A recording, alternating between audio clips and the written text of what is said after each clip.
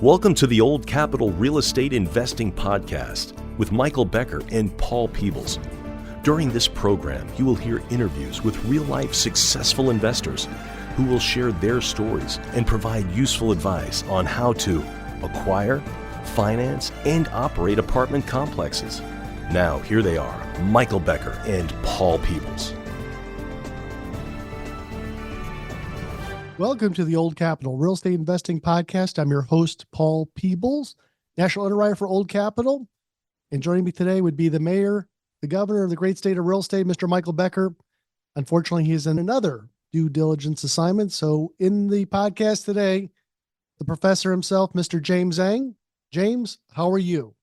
Good. Thanks for having me, Paul. So James, tell me a little bit about what's going on in the Old Capital world coming up. Yeah, depending when this goes out, we got a couple of events in April. So we've got the DFW multifamily field trip on April 17th and 18th.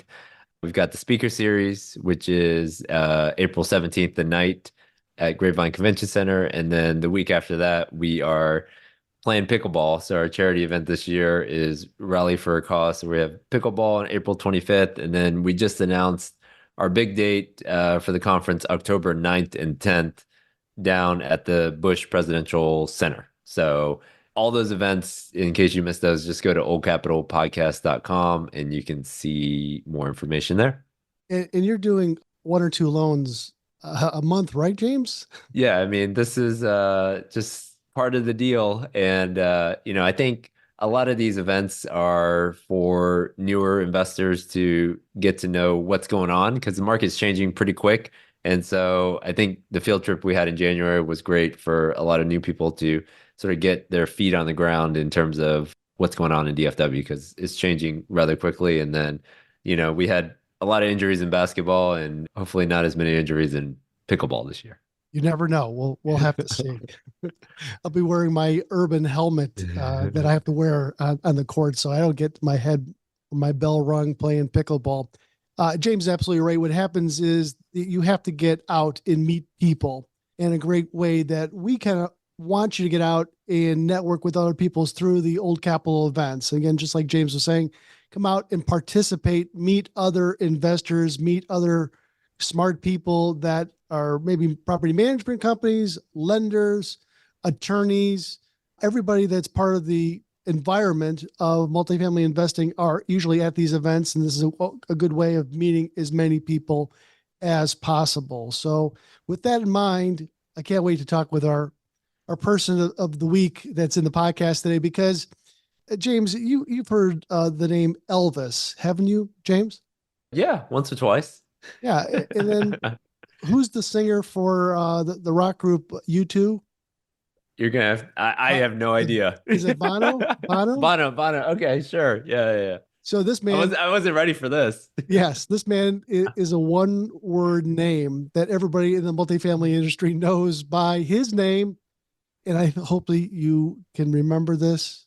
It is Mauricio. Mauricio, how are you? What's going on?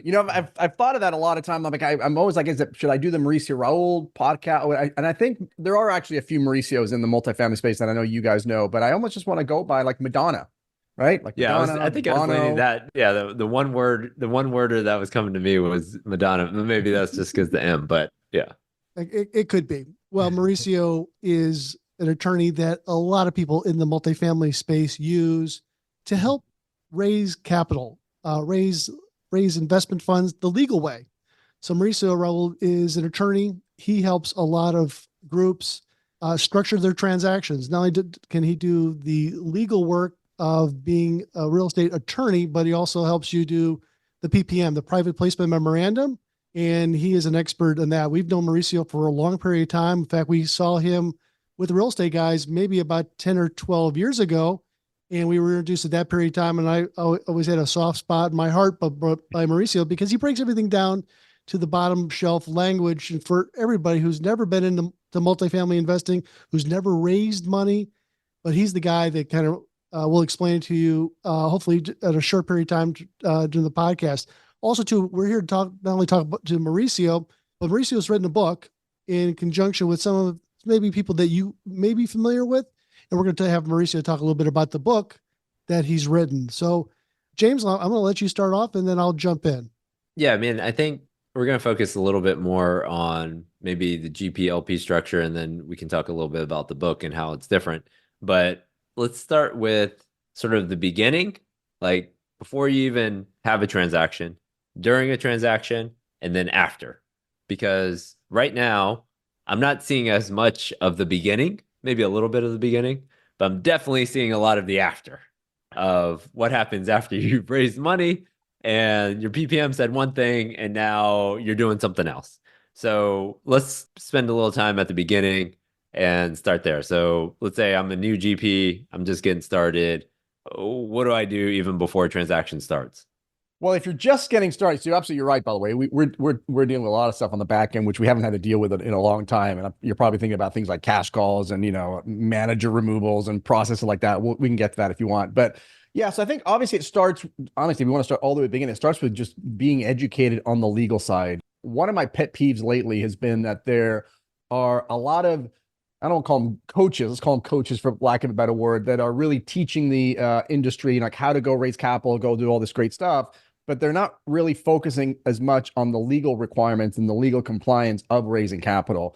And so what people need to understand is that anytime you're raising capital, raising money from passive investors, where the returns are generated by your efforts, meaning you're doing all the work and the investors are just writing you a check, you are actually selling securities. And you have to comply with all of the federal and state securities laws, which a lot of people don't really understand why, because, hey, I'm just buying a piece of property. Why in the world do I need to worry about the SEC, the Securities and Exchange Commission? But that's why. It's because it doesn't really matter how you call it or how you structure things. If you've got passive investors, it doesn't matter if it's your mom, your dad, your cousin, or whatever. If they give you money and you're the one generating the return, you're going out there and doing the work and talking to you guys and buying a property and running the property and generating a return, that's a security. And when that happens, you need to talk to somebody like myself or like many others that are in our world, which are securities attorneys. We call them, I like to call it syndication attorneys. And our job is to make sure that, forget about the property. I mean, the property is obviously very, very important. I mean, you guys are a huge role there in the lending piece, and obviously, buying and underwriting, all that, that's important. But on the capital raising side, it's a separate thing. It's completely separate from the actual transaction of buying and selling and running the business. You are raising capital from investors, and you need somebody, a securities attorney, to help you to make sure that you are raising that in full compliance with federal and state securities laws. There's a lot of misnomer out there. In fact, not the book I want to talk about later on, but I did an ebook, and you've probably seen it, the 5 things every syndicator must know to stay out of jail. And one of them is just realizing that they are, in fact, selling a security, and it doesn't matter what you call things. People try and get creative and like, oh, this is a joint venture, or I'm going to do this as a profit sharing agreement, or maybe it's a TIC, right? Maybe if I structure as a tenants in common agreement, so I bypass the LLC, or I bypass, it doesn't matter. The SEC couldn't care less how you structure the deal, couldn't care less what you call it. Certainly don't care less about what you're calling it. They're going to look at the basics, which is, are you taking money from investors where the returns are generated by your efforts? If the answer is yes, then you have to comply with full federal and state securities laws. And I think that's probably the first thing that I would say to a new person, no matter who you, hopefully, I mean, I love the fact that people are getting mentorship and coaching, so that's great, but just make sure that there's a piece in that that's talked about the securities piece. And if not, just, I mean, I've put a bazillion, it's all free. It's all on the internet. I've put content out. I've got a YouTube channel. It's all there. You're like, you don't have to go hire or spend any money. In fact, one of the things about that I did talk about the book in terms of working with attorneys,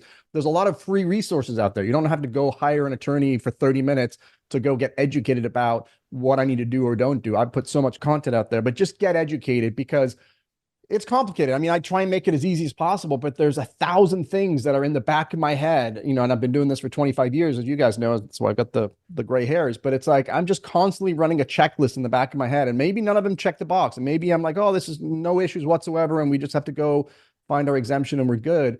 But especially these days, you guys know, if you start now bringing in multiple all these other issues, multiple GPs, or maybe you're raising capital and you're not actually buying a property, but you're investing in somebody else's deal. I mean, all these have repercussions from a compliance standpoint. So you really need to have somebody who specializes in securities laws to navigate that for you and help you through that process. So this doesn't have, I guess, make this as comprehensive as possible. As a GP, when you go out and raise money, I'm going to start with the easy one. You keep going, but I figured I need an operating agreement that spells out sort of what me as a GP is going to do and what I'm going to charge to some extent. And I need a PPM. Anything else? There's usually 5 documents that you're going to Okay. have All in right. terms of a document I gave you 2. production. You gave me 2, but they're usually, you're right. There's something called a PPM, which is called the private placement memorandum. And that is your disclosure document, right?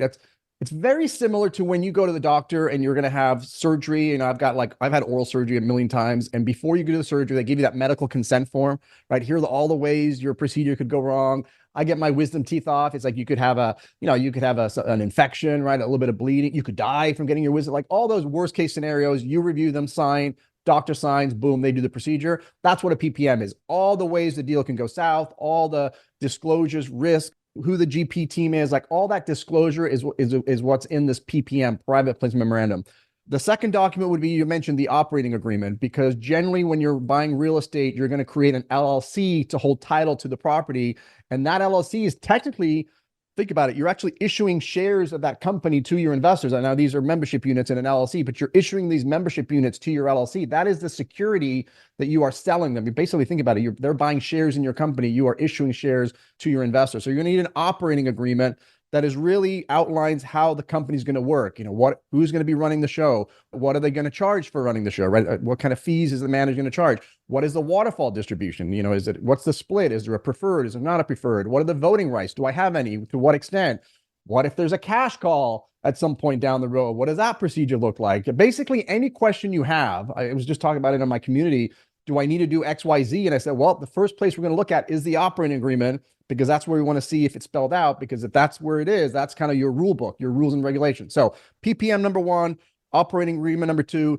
Number 3, you're going to have a subscription agreement. A subscription agreement is not a super complicated document, but it's the actual legal document that binds the investor to your deal. That's the one where they say, hey, I'm going to invest $100,000, and in exchange for that, I'm going to buy however many units or what percentage. Here's my information. Here's my Social Security, whatever. That's a subscription agreement. Then there's going to be something called an investor. I call it an investor questionnaire, which is going to keep track of, are you accredited? Are your investors accredited, or are they non-accredited? Because depending on the exemption, which I want to talk to you about in a sec, high level, you may be limited to only accredited investors only. So you need to be able to keep track. Or if you are taking non-accredited, you may be limited to a certain amount of non-accredited, like 35, for example. So you need to have something in your file that shows that, hey, I've done some research and I know whether James, who just invested, is he accredited or non-accredited? Can I take James? Am I hitting up my limit? So that's an investor questionnaire.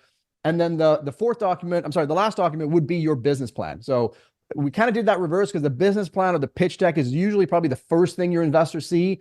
But in my world, that's the last document of the disclosure document. So first one's PPM, second one's operating agreement, third one is subscription agreement, fourth is an investor questionnaire, and then your business plan, which is really more of a marketing document. That's the one that has all the pretty pictures. It talks about the market. It talks about the current status. And then what's your business plan? Are you going to do a little improvement? Are you then going to renovate it? Are you going to refinance out of it? Like, just what's the plan? Like, when I give you my money, what are you going to do with the deal? That's usually something that's found in the business plan.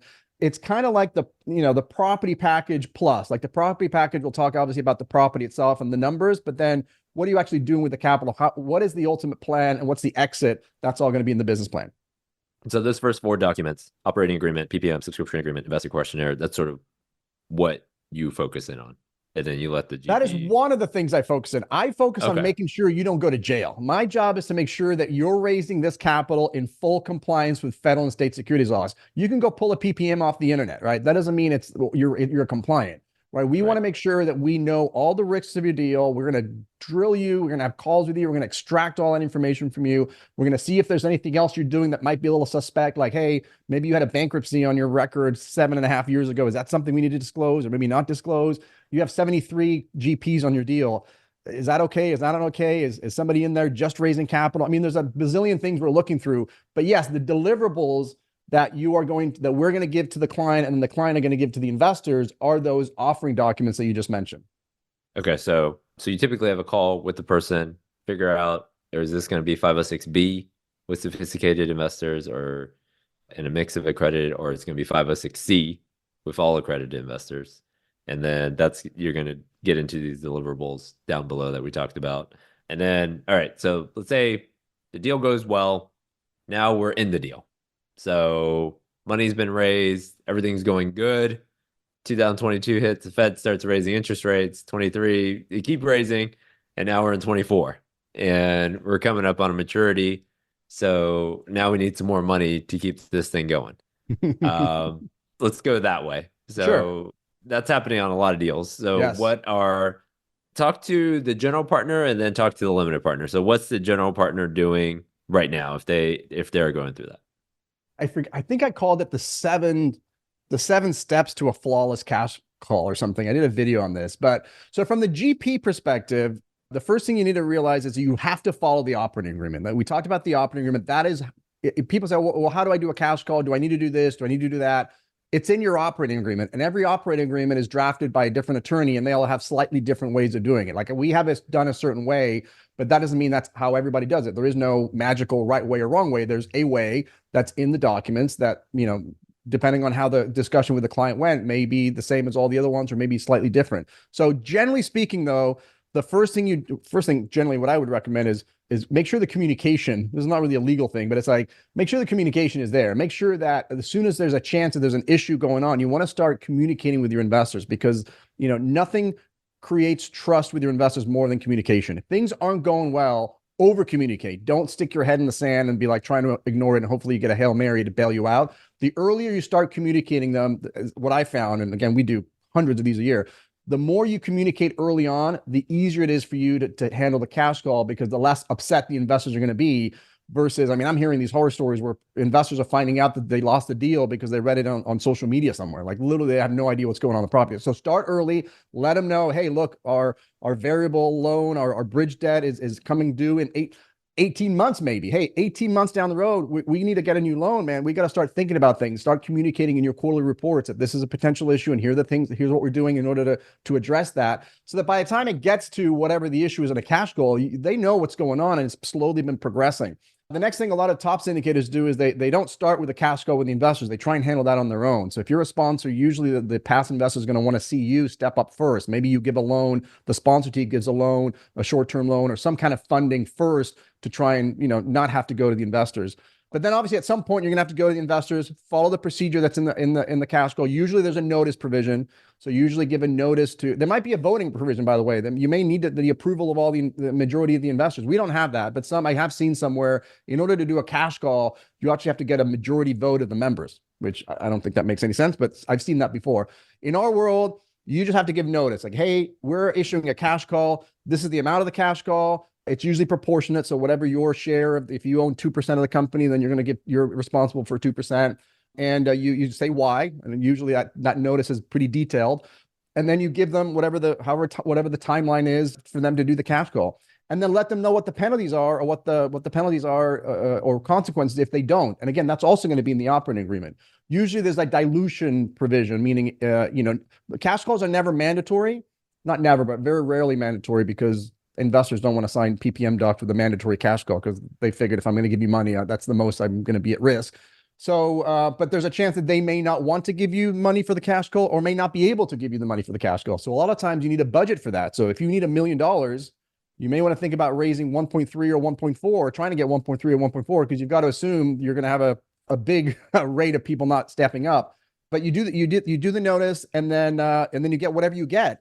And there's going to be a good chance you're going to be short. Like if you needed $1 million to give to the lender and put that in escrow in order to do whatever you need to do, and you are short, then the operating agreement will give you options to then go outside of the membership and try and get outside funding. And honestly, at that point, it's usually whatever, again, you got to look after your investors. So whatever the market is bearing. I mean, it may be, if you can get a loan, great. But if you need to bring in equity, that'll dilute the investors and you have to pay an arm and a leg. It is what it is. I mean, the reality is it's probably a deal in distress. Although I have seen some cash flows that aren't necessarily super distressed, but they just need the capital to get better rates or whatever. Just it's better for the company. But otherwise, it's usually a distressed deal. So just think about it. If you're going to go to the marketplace for capital on a distressed deal, the risk is going to be higher for the market, and they're going to demand a higher rate of return and a pref, and it's going to be first money's in, first money's out, and all that good stuff. But I think that's kind of the way I would do it. but it's all about the communication. You've got to let them know early. The best ones I've seen is literally, I've seen emails from sponsors where they literally have a whole story and like, hey, as you remember, last year we started talking about this. These are the 4 things that we've tried to do. We tried to negotiate with the lender. That didn't work. We tried to do a modification. That didn't work. We talked to outside lenders. That didn't work. We talked to a private equity.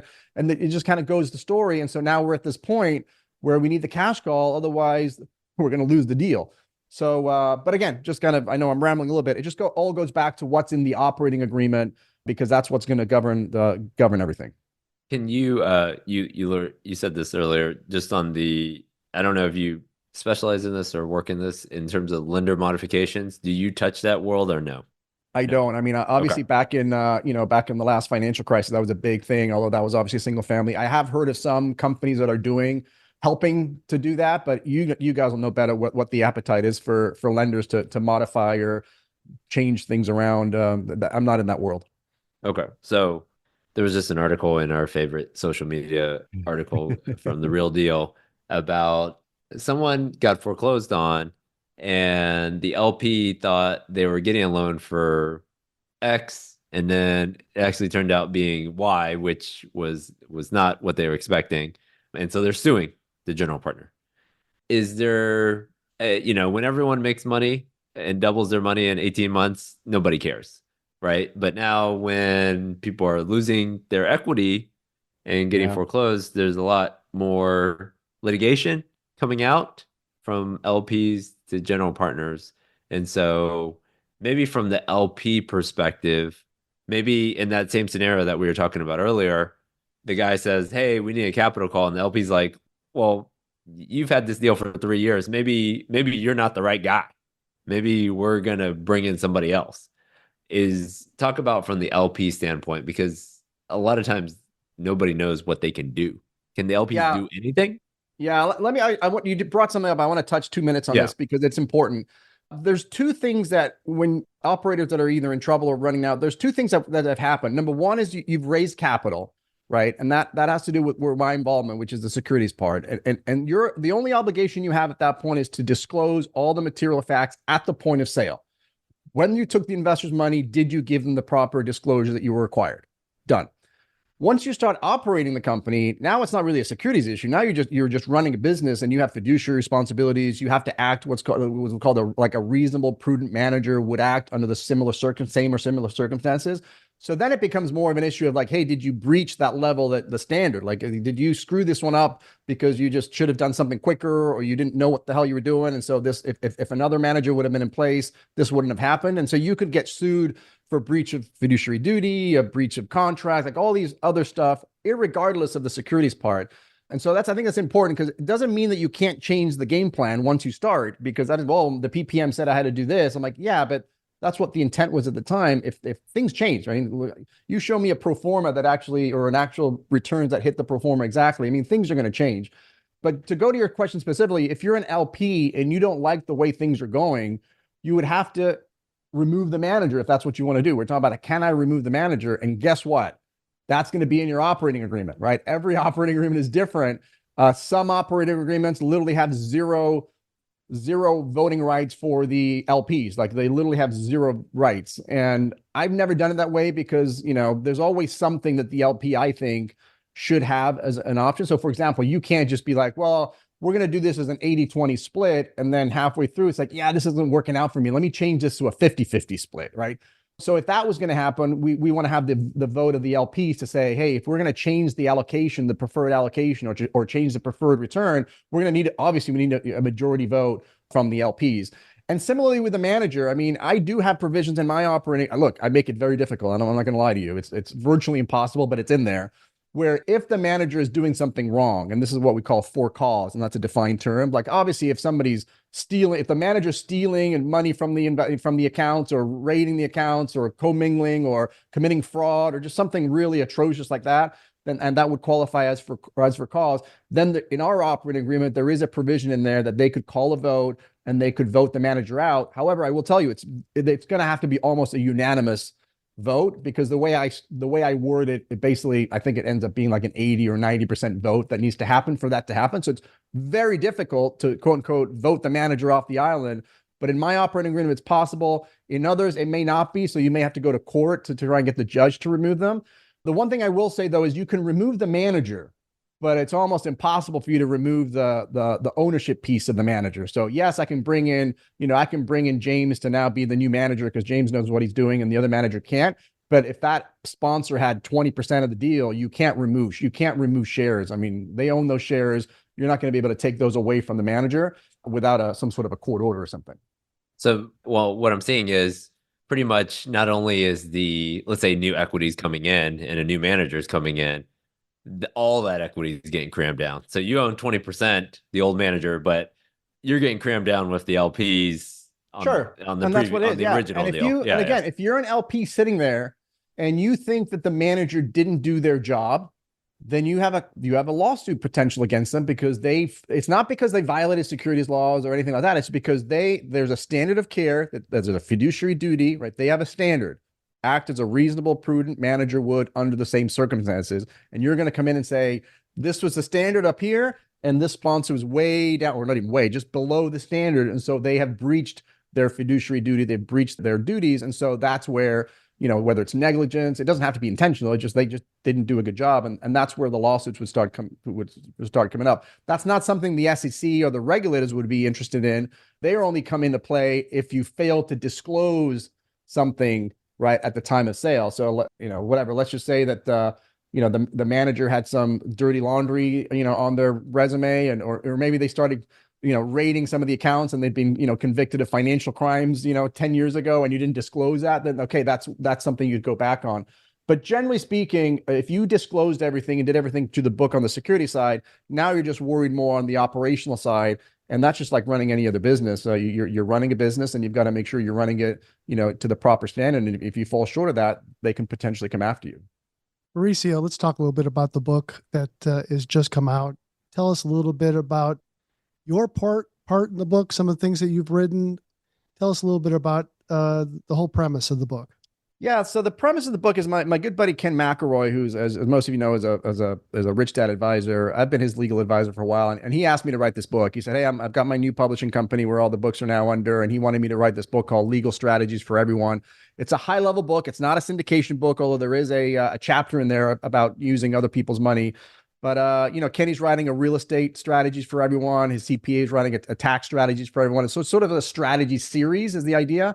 So this is a high-level introductory book on legal concepts. I spent a lot of time, obviously, on asset protection and the different layers and levels, right? Whether it's the free type, there's a lot of free stuff that you can do, like your homestead exemptions and maybe some 401k stuff you can to protect your assets, from all the way from insurance to LLC formations to asset protection trust because this is one of the things, Paul, that you know really well. It kind of ticks me off a bit. There's never one size fits all. And so I hate it when I see these guys on social saying, you don't need LLCs or you don't need these fancy trusts. You just need an insurance policy, right? And then on the other side of the spectrum, there's people who are selling you asset protection trusts and like, oh no, you need an asset protection trust, right?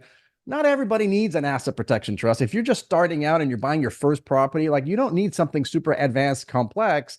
But on the other hand, if you're a well-established real estate investor with multiple properties or multifamily properties, insurance alone is probably not enough. So there's different layers and different ways you can stack that. So I spent a lot of time on the book talking about the importance of asset protection, about insurance, about entity formations and how we should structure deals, about privacy, which I think is a big deal. Talk a lot about advanced asset protection strategies like asset protection trust, equity stripping, which I know you guys are familiar. That's actually what you guys do, to be honest with you. In all fairness, you guys equity strip the property. You're not you guys, but the lender comes in and puts a lien on the equity of the property, essentially removes that equity from the property so that if anybody forecloses on the property, guess who gets paid first? The lender who's in first position, right? So equity stripping is a technique that you can use outside of the lending world to pull. Again, that's a more advanced strategy, but I go through all of them because some people don't need advanced strategies and other people think. I talk about estate planning, right? The idea that you really should have everybody, I think everybody should, especially real estate investors, should have a living trust. The last thing you want to do is pass away tomorrow and not have those affairs taken care of. You're going to end up going through a very lengthy process called probate. which means all of your real estate assets, instead of going to your heirs the way you want them to happen, they're going to have to go through this process. It's going to be public. Everybody's going to know your business. It's going to take a long time, especially if you have properties in multiple states, and it's going to cost you money because even if you don't have the money, they're going to assign an attorney for you in probate court, and guess who's going to pay for that? Your estate. So having a living trust really helps you because it literally facilitates when you do pass away that your assets get passed along pretty easily. And I talk about a bunch of other little sort of rapid strategies. Should you hold your car in an LLC, or should you put your house in an LLC? Or I hate S corp, so I talk about avoiding S corp. So just a little bit for everybody, but it really is kind of a high level book, an introductory book. And I think the plan is I'll probably do probably a syndicate. One of these chapters I'll just blow up, and it'll probably be the syndication chapter, the Other People's Money, and that'll probably be the next book in the series. The book itself is probably about an inch thick or so. If people wanted to get a copy of that book, how would they go on and get a copy of this book? If they go to legalstrategiesforeveryone.com, legalstrategiesforeveryone.com, that all the information's there, and they can buy a copy there. That's usually in Amazon, Barnes and Nobles. It's actually a real book, Paul. It's actually published by Ingram, and it's in a different. It's a beautiful book. I've seen it. I'm gonna have to get one myself and give it to my wife and have her study it. Make sure that we're in compliance of everything that we should be doing, and maybe give it to my daughter too, for her to be actively understanding a little bit more in case something were to happen. Oh, I'm gonna send you a copy. I'm gonna sign a copy for your wife and your daughter. So just don't worry about buying it. I'll get you a copy. Oh, that would be certainly great. If people want to get more information about Premier, what's the best way for them to get a hold of you? Yeah, askmauricio.com is a good one. That'll forward to sort of a consultation form if you want to get a hold of us. And then, as you know, Paul, I'm all over social. LinkedIn's a really good place for me. So I'm always there. I post 2 or 3 times a day, kind of give you my thoughts of what's going on. And so you can always DM me on LinkedIn. It's probably the best way to get a hold of me directly. If not, just go to premierlawgroup.net. That's the website for the law firm. There's a number of law firms out there, but Mauricio, just like Elvis or Madonna, everybody in this space knows Mauricio. He is on the road all the time. If you see him at a conference, make sure you walk up to him and say hello and tell him that you appreciate his work and all the information that he puts out there, because he wants to make sure that he's saving you from going to jail if you do something stupid. So don't do things stupid. Read his book, watch his videos, and get as smart as you can. So Mauricio, thanks for being part of the Old Capital Podcast. We certainly do appreciate it. We appreciate James Zhang too. I'm Paul Peebles. Have a great day. Thanks for listening to the Old Capital Real Estate Investing Podcast. Please join us at oldcapitalpodcast.com to sign up for our weekly email updates. We'll see you next week for another great interview.